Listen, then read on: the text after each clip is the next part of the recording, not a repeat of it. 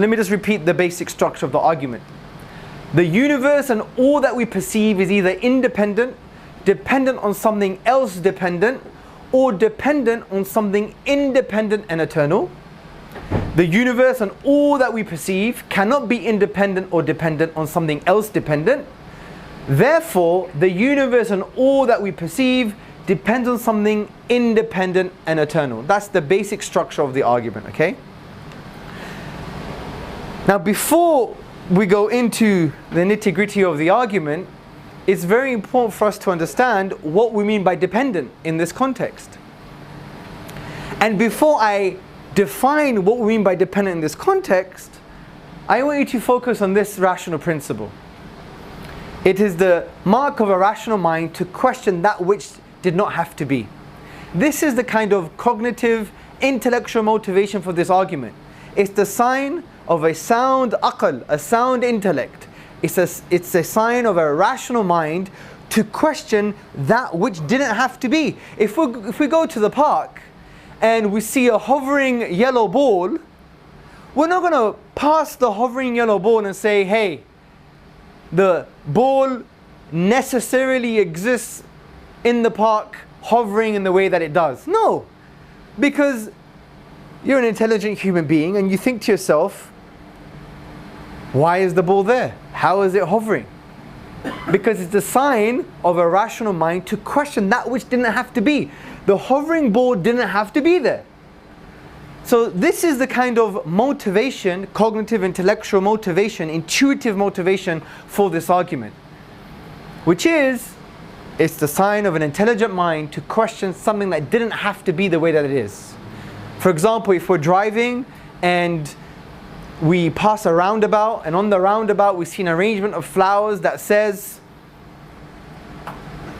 La ilaha illallah, right? You're not going to be like, hey, that arrangement of flowers necessarily exists in that way. No. Because you can just tell intuitively and intelligently, using your cognitive faculties, your rational faculties, that there is something about this arrangement of flowers that is telling me it didn't have to be the way that it is. So it's a sign, it's a mark of a rational mind to question it. Why is it that way? Why is there an arrangement of flowers that says La ilaha illallah? There is no deity worthy of worship but Allah. And some of the explanations could be, oh, it was chance, there was a wind that blew, it could be that there was a gardener. Whatever the case may be, it requires an explanation. This is very important for us to understand. The whole motivation behind this argument of dependency is that it's a sign of a rational mind to question that which didn't have to be. So let's now define dependency. Let's define what we mean by dependency. But by the way, in the philosophical literature, you may see this argument being termed and being labeled as the argument from contingency. And you may see this in Islamic textbooks, Islamic creed books, that when you see translations, for example, of Aqidah Tahawiyah, for example, you would see that it would mention maybe the word contingent. You see that a lot, especially in creed textbooks, especially in the translation of an explanation of Aqidah Tahawiyah. So, I like to use the word dependency because it's more common. Contingency is, it's a bit of a tough word. Not that I'm shy of using tough words, but you get the point. So what do we mean by dependent? The first definition of dependent in the context of this argument is that it is not necessary. So something is dependent if it is not necessary. Now you may ask the question, Hamza, what do we mean by necessary? Necessary means it was impossible for it to have not existed. Let me repeat. The concept of necessity is not a kind of concept that we use every day. It's more of a philosophical, theological concept that something that is necessary is something in which it was impossible for it to have not existed.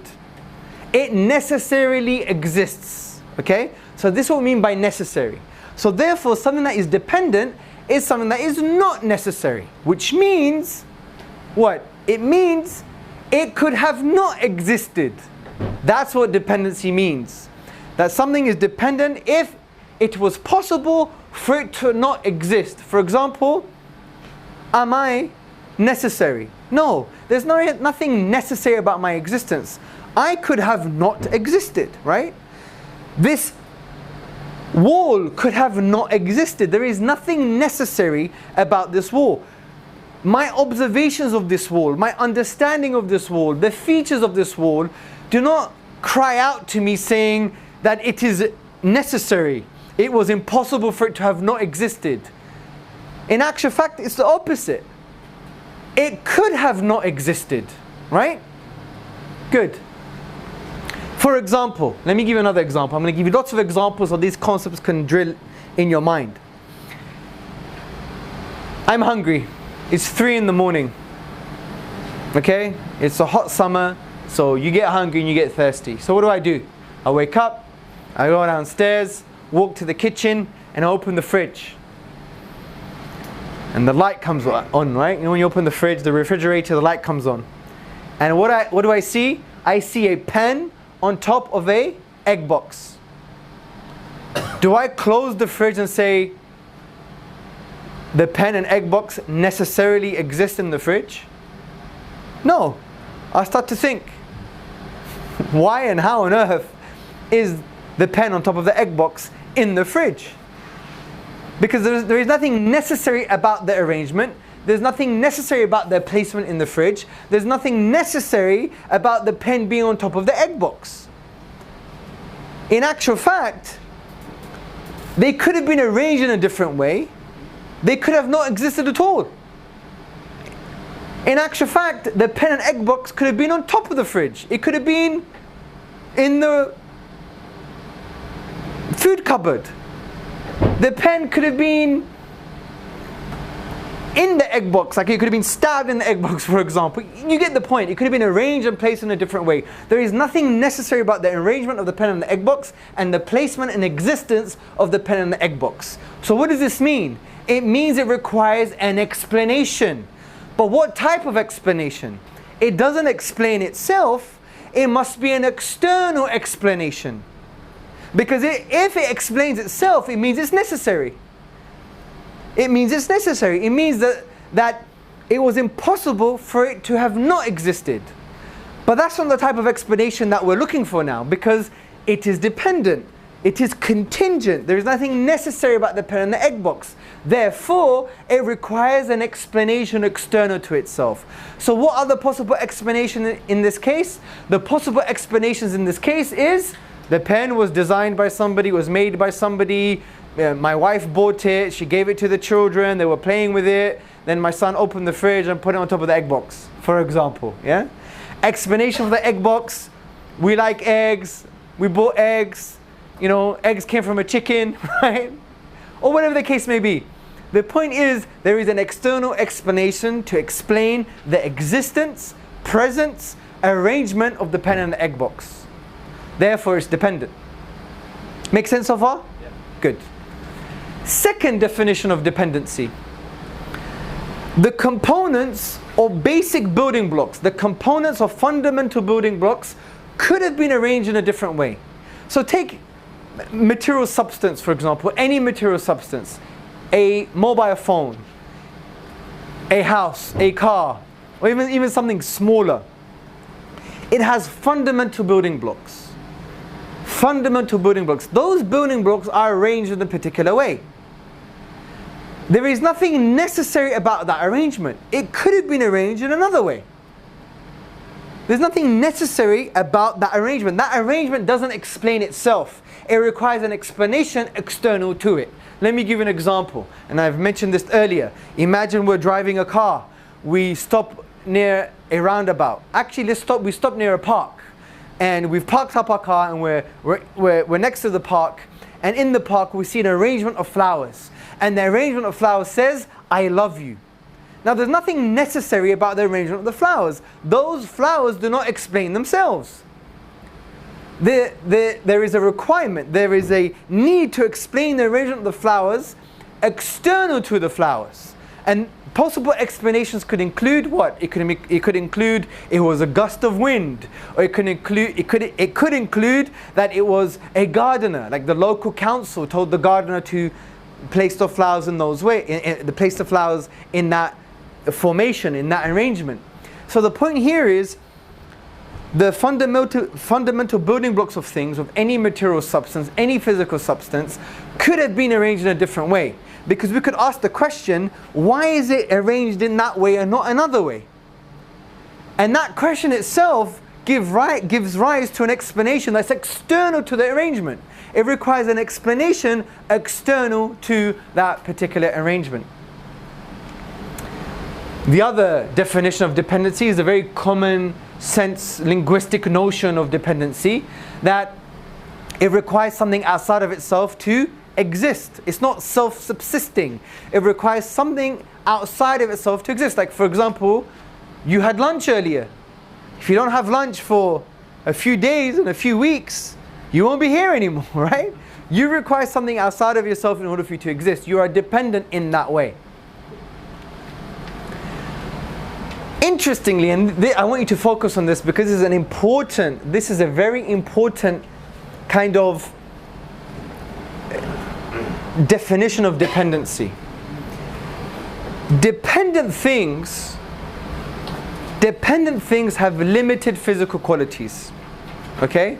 So dependent things have limited physical qualities. Another way of putting it, the defining feature of a dependent thing is that it has limited physical qualities. For example, look at this coffee cup. This coffee cup has limited physical qualities, right?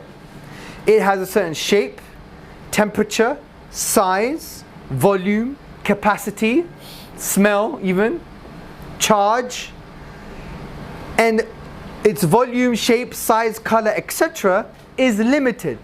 It is particular. For example, I don't know, it has a volume of, say, I don't know, half a liter, or maybe 300 milliliters, or whatever the case may be. Now you could ask the question, why is it this shape and size and not another shape and size? Why is it this color and not another color? Why is it this smell and not another smell? Why is it this temperature and not another temperature? Why is it this charge and not another charge? Therefore, you could ask the question, what explains its limited physical qualities? Well, it can't explain itself because the cup, and listen to this very carefully, the cup did not give rise to its limited physical qualities. The cup did not give rise to its limited physical qualities. There must be an explanation outside of the cup that explains the cup. Sound like Bruce Lee now, right? You know his famous statement of, if you put water into a bottle, it becomes a bottle. If you put water into a cup, it becomes the cup. Now water can flow or it can crash. Be water, my friend. I believe he took this from Imam Shafi, rahimullah. Imam Shafi has a statement on water. And it's almost very similar. I'm going to read it to you later, actually. Anyway, forget my kind of links between different historical figures. Let me give you another example. Take my mobile phone. Mobile phone has a specific shape, size, color, temperature, texture, charge, smell, right? And these things are limited. It has limited physical quality. So you ask yourself the question, why is it this size? Why is it this shape? Why is it this volume? Why is it this temperature? Why is it this color? This phone doesn't explain its own limited physical qualities. It can't. And it can't give rise to its own limited physical qualities. So therefore, it requires an external explanation to explain its limited physical qualities. Alhamdulillah. So let's apply this definition of dependency to the universe. And we can come to the following explanations. Possible explanations. Number one, the universe and all that we perceive are eternal, necessary, and independent. Or, the universe and all that we perceive depends for its existence on something else which is also dependent. Or, the universe and all that we perceive is dependent for its existence on something necessary, and that is accordingly eternal and independent. So we've understood what dependency means. We gave around 4 or 5 definitions. And now we want to apply it to the universe. And once we apply it to the universe, which conclusion are we going to come up with? Is it going to be that the universe and all that we perceive are eternal, necessary, and independent? Or is it that the universe and all that we perceive depends for its existence on something else which is also dependent? Or are we going to conclude that the universe and all that we perceive is dependent for its existence on something necessary that is accordingly eternal and independent? So let's now start to conceptualize. Could the universe and all that we perceive be eternal, necessary, and independent? Given what we've discussed about the definition of dependency, I want you to answer this question.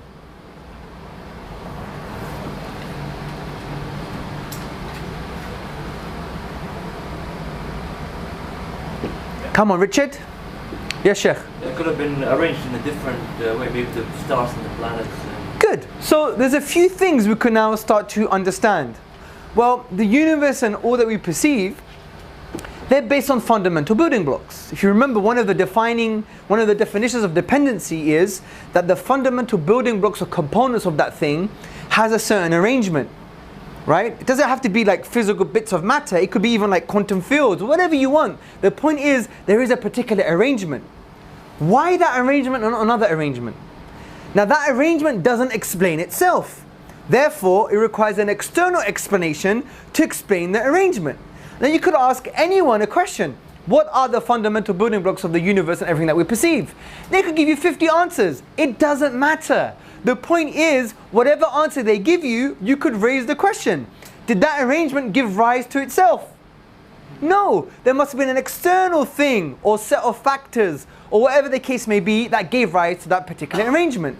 So from that definition, you can't say the universe and all that we perceive is independent. It is dependent by the very definition. Give me another answer. Physically limited? Yes. So the universe and all that we perceive have limited physical qualities. And we discussed things that have limited physical qualities did not give rise to themselves. Therefore, there must be an external explanation to explain the limited physical qualities of the universe, or even the fundamental building blocks of the universe, or even things within the universe, whether it's plants, trees, stars, galaxies, whatever the case may be, or even something even more smaller and fundamental like quarks, which are in an atom, right? The point here is they have limited physical qualities. And they can't give rise to their own limitations. Therefore, there is an external explanation or external set of factors that gave rise to those limitations. Give me another reason why the universe and all that we perceive could not be independent. It relies on something else. Okay. It's not itself. When you apply that to the universe, maybe. Let's pause that for now, we'll readdress it, but let's pick something else. What's the easiest one? The first one that we mentioned. It relies on something else for it to exist. No, that was the third one. What was the first one we mentioned? It's not necessary.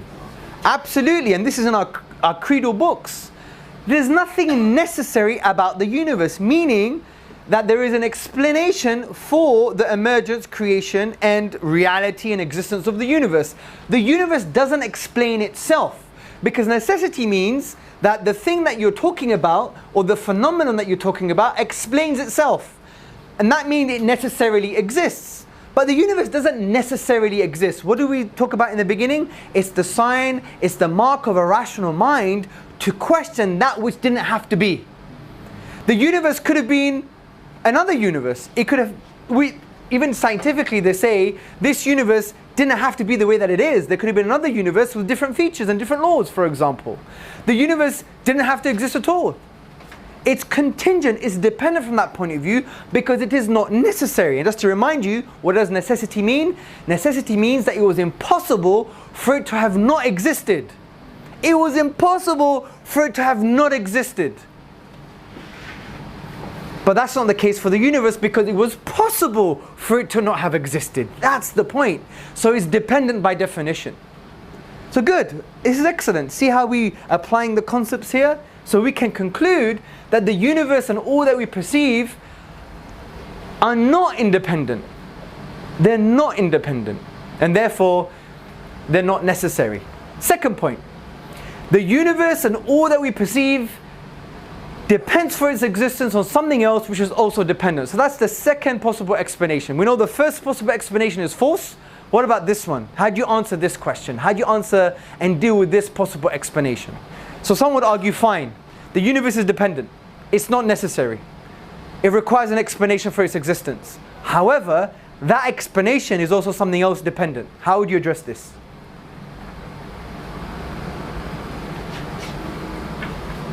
Somebody gave it the order of fashion that it is. Yes, but they would say that thing itself is also dependent.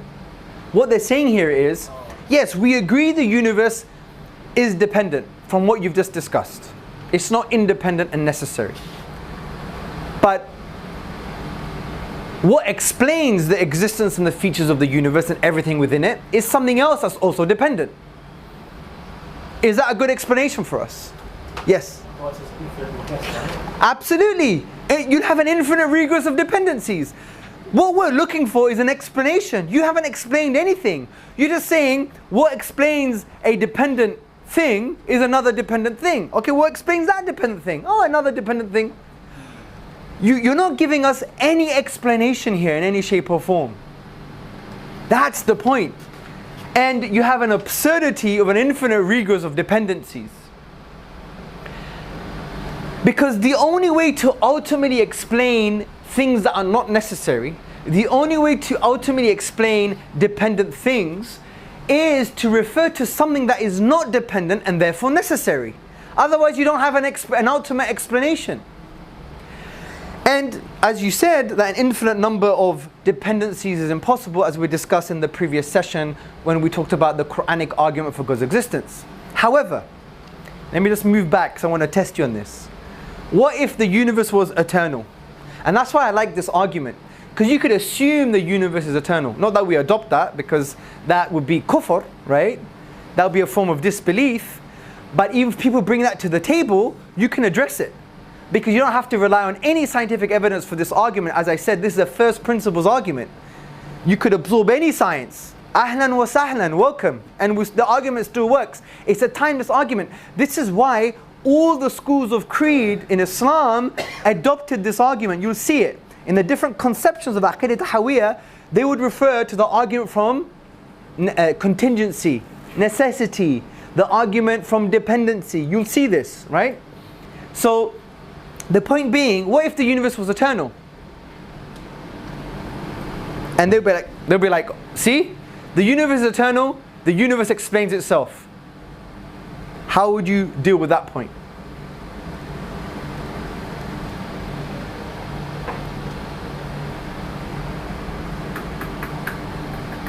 Think about it.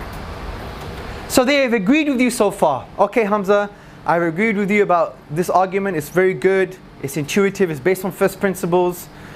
You know, we don't have to include any science in this because it transcends science. It's a metaphysical argument. I agree with what you're saying about necessity and dependency and contingency. That's fine. I agree that the universe cannot be independent and necessary. But, you know what? What if the universe is eternal? Doesn't that mean that therefore the universe is necessary? Think about it. No, it doesn't. Even if the universe was eternal, so what? It doesn't mean now it necessarily exists. And here's an interesting example. Imagine there are an infinite number of human beings. Each human being was produced by the biological activity of their parents, and each of these parents was in turn produced by the biological activity of their parents ad infinitum. Wouldn't it still be perfectly reasonable to ask, why are there any human beings at all? Fine, even if it's an eternal number of, infinite number of human beings, fine, let's take it. The universe is eternal. Let's just accept it for one moment. How does that now follow it's therefore necessary? I agree, for something to be necessary it has to be eternal, but for something to be eternal it doesn't mean it has to be necessary. Do you get the logic here? Let me repeat. For something to be necessary, it has to be eternal. Why? Because if it was finite, it requires an explanation of why it's finite, right? So it's not necessary anymore. However, something be eternal doesn't mean it has to be necessary. Although, if something is necessary, it has to be eternal. So in this case they're saying, well, the universe is eternal, therefore it's necessary. That doesn't logically follow. Because you can have an infinite number of human beings, right, that exist for eternity, but you could still ask the question, why are the human beings in existence in the first place? Because it's the sign of a rational mind to question that which didn't have to be. There is nothing necessary about their existence. And each part of the chain of the human beings, you could ask, why are they there? Their fundamental building blocks of those human beings could have been arranged in a particular way, in a different way. Each of those human beings have limited physical qualities that didn't give rise to themselves. There must be an external explanation that gave rise to those limited physical qualities of those human beings and every human being in that chain. So whether you think it's eternal or not is irrelevant for this argument. It still follows that it requires an external explanation. There's nothing necessary about your so-called eternal universe because there could have been another eternal universe with different features and laws, for example. In actual fact, there could have been a universe that wasn't eternal but finite. There could have been a universe that didn't exist at all, right? There's nothing necessary about the existence of your so-called eternal universe. So it doesn't follow just because something is eternal, it means it must be necessary. That doesn't follow. And this thought experiment by showing that, imagine you had an infinite number of human beings, you still could perfectly ask the question, well, why are the human beings there in the first place? And why do they have those limited physical qualities? Why are they arranged in that particular way? So, the universe is not independent, necessary and eternal. Number two, the universe that's dependent cannot be explained by something else that's dependent. And even if you claim the universe is eternal, it doesn't follow that it's necessary. So therefore, the best explanation, the only rational explanation is, the universe and all that we perceive depends on something independent and eternal. Why is it independent? Very simple. Because if it were dependent, it would require an explanation. Therefore, you don't have any answer. It has to be eternal, because if it was not eternal, in other words, finite, it would be dependent, and finite things require an explanation for their existence. Dependent things require an explanation for their existence. So it has to be independent and eternal. Therefore, we can conclude that the universe and everything that we perceive depends upon something that is eternal and independent, and this is best explained by the Islamic conception of the divine, that Allah is independent. He necessarily exists, and this terminology exists in our creed textbooks. As you see in the Islamic tradition, Allah subhanahu wa ta'ala says, Allah is independent of all that exists. O mankind, it is you who stand in need of Allah, whereas He alone is self-sufficient, the one whom all praise is due.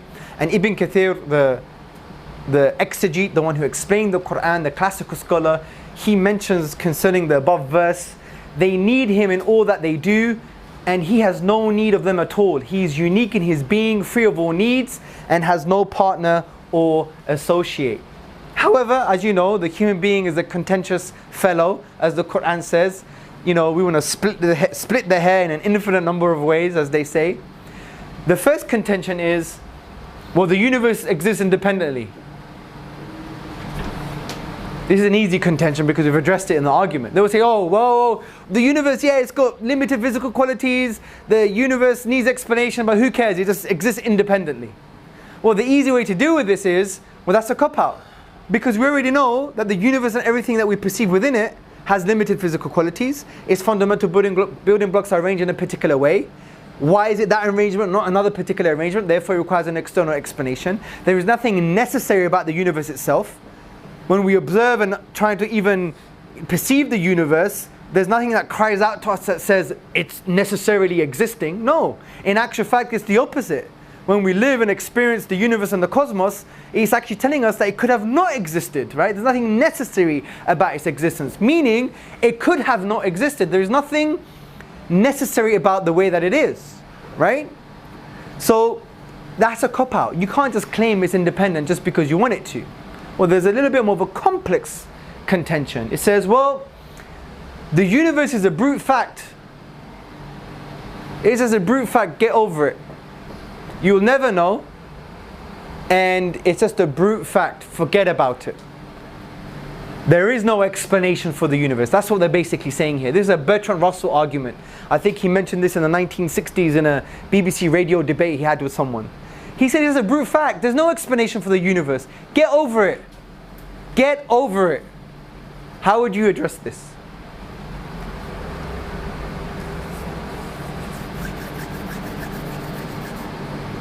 Go for it. It's not an argument, really. It's just... Yeah, it's not an argument, but why? It's not rational argument. But why is it not a rational argument? Something that exists must have come from something. Well, not always the case. Not something that exists must have come from something. Something that began to exist must have come from something. And something that exists that is not necessary must have an explanation. Because you can't say everything that exists comes from something, because Allah exists, right? And plus, even philosophers would never say that everything that exists has a cause. That's not true. Everything that begins to exist has a cause, or everything that exists that has features that show that it's not necessary requires an explanation, which is a little bit more subtle with those things, yeah? Yes? I'm saying a dependent thing has no Explanation. explanation. Yeah, so good, well done. So basically what they're saying is, well, a dependent thing like the universe has no explanation. Well, it does have explanation, you just don't know the explanation yet, or you're not willing to go down that path because it would end up with God, right? And that's why people like to not address these cosmic conclusions. Let me make you think about this, right? As I said in the beginning, imagine you're walking down the street and you see a hovering green ball. Does that hovering green ball exist necessarily? No. No. Is there anything necessary about its existence? No. Because it could have not been there, right? It's possible for it to not have been there at all, correct? Good. Now get that green ball and make it the size of the earth. Does it necessarily exist? Same question applies, doesn't it? Now make it the size of the galaxy. Same question exists? Make it the size of the universe. Same question exists? There you go. You can't say it's a brute fact. It requires an explanation. That's the point. And what is that explanation? Now if you follow this argument through properly, rationally, use your rational faculties, your cognitive abilities, then you will come to the conclusion the only ultimate explanation that explains the dependency of the universe is that there is an independent and eternal being that gave rise or explains this universe. That's the point. And what's interesting is it's counter science. It's anti-science. It also goes against other spheres of knowledge. Why? Well, take science specifically here. Isn't there a field of science that deals with the question of about the universe, how it began to exist? It's called cosmology. That answer, that contention itself, is denying a whole sphere of knowledge in science, which is cosmology, the beginning of the universe, how it began. You know, the Big Bang and all the 17 different models that they have at the moment, right? That's the point. Following on from this, what if someone says science will find an answer? I don't need to read the answer, so I'm just moving back. What if they say, you know what, this is God of the gaps, Hamza. You're basing this on ignorance. You have ignorance of an explanation and ignorance of the scientific explanation, or we don't currently have a scientific explanation for the universe in terms of why it is the way that it is and about its necessity and dependency and all of these related concepts. You're just squeezing God there. You're squeezing independent eternal being just to satisfy your ignorance, right? How would you address this? Yes? Would you say that when we remember talking on behalf of science, that you have a religious belief which is to deny God now? Yes, I would argue that this contention is based upon an internal denial of the divine, because they don't want God to be in the equation anyway. Fine. But let's just take what they're saying at face value. They're saying, Hamza, you don't know the science. There is no scientific explanation at the moment. Therefore, you're just squeezing God in there because you have a gap in your understanding. That's not an argument. Right? So how do we respond to this? Well, it's very easy, and I mentioned this in the beginning. Science is irrelevant to this argument. It's not an empirical argument. It is a First principle, metaphysical argument. You could bring all the science you want. Ahlan wa sahlan. Let's open the door. Come inside. All this, you could bring a scientific explanation in 3050 if we're still alive, like humans that is, yeah? Bring anything you want. Why?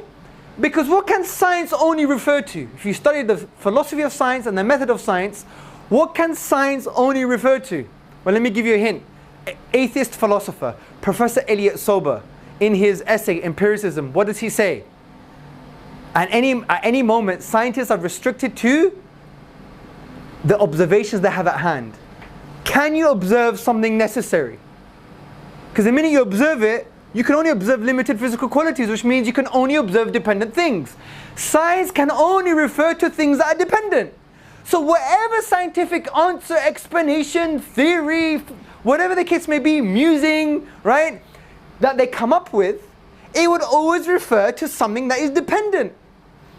So the interesting thing here is, science can never solve this question. It's a metaphysical question. That's the point. And that's why I love this argument. You don't have to be a scientist. You just have to be a thinker. And Muslims are thinkers, right?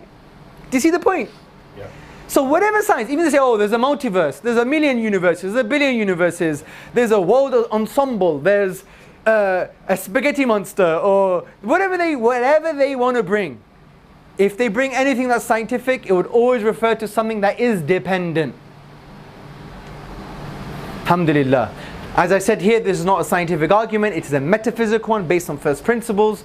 All that science can do is provide answers that will refer to phenomena that are dependent. Science cannot point to something that necessarily exists. So, we've defined dependency, we've applied that definition, and each time we defined the different aspects of what we mean by dependent, we gave practical examples. Then we applied that to the universe. Then we had 3 logical explanations. The universe is independent and eternal, or the universe is dependent but it depends on something else that's dependent. It's explained by something else that's dependent, or the universe is explained by something that's independent and eternal. We dealt with all of those issues and we concluded the universe must be, as a result, or is explained by something that is independent and eternal. I believe this is enough to awaken the truth within. If you remember what we discussed about the fitrah, the innate disposition, it gets clouded. This argument can awaken the truth within. And if there are more nitty-gritty type of questions, then I think that would be an indicator that something else is going on, maybe something psychosocial, psycho-spiritual, and maybe just engage with them in a polite way, buy them dinner, right? Because I think this is enough to awaken that intuitive truth within. So, you had a question, Sheikh? No? Okay, good. Yes, sir. You mentioned that a person could live in the multiverse theory. Yes. It's possible that it's eternal, but that point in itself isn't necessary. Yes, absolutely. So the point is, whatever they bring to you, even if they give you a scientific explanation and they say that it's eternal, that's not a problem, because we said eternal things are not necessary, are not always necessary. But necessary things are always eternal. But it's not that eternal things are always necessary. So even if they give you an eternal number of universes, those universes are still dependent. So they're just explaining the dependent universe by more dependent things. Science can never refer to something that is necessary from that point of view. Because the minute it's a scientific explanation or a scientific conclusion is the minute that it becomes dependent, because it's based on something that you can observe, and we can only observe limited physical qualities. That's it. It's actually that simple. So if people say you've just made up the idea of necessity just to squeeze God in as an explanation, no, we haven't. We've talked about the idea that the universe is dependent, and we defined what that means, and everything within it is dependent, and we defined what dependent means. And then we've come to the conclusion that the only thing to explain that ultimately is a necessary, independent, eternal being. Lo and behold, that is in line with the Islamic conception of God. So we haven't made up necessity just to prove God. And plus, necessity as a concept exists in Western philosophy anyway, especially in logic. So it's not a problem. Yeah, we haven't made this term up. Also, if someone says, well, doesn't God require an explanation? No, because we just discussed that God is the independent, necessary, eternal being, and by definition, necessary beings explain themselves by virtue of their own existence. They don't require an explanation external to themselves. So there you go. Job done.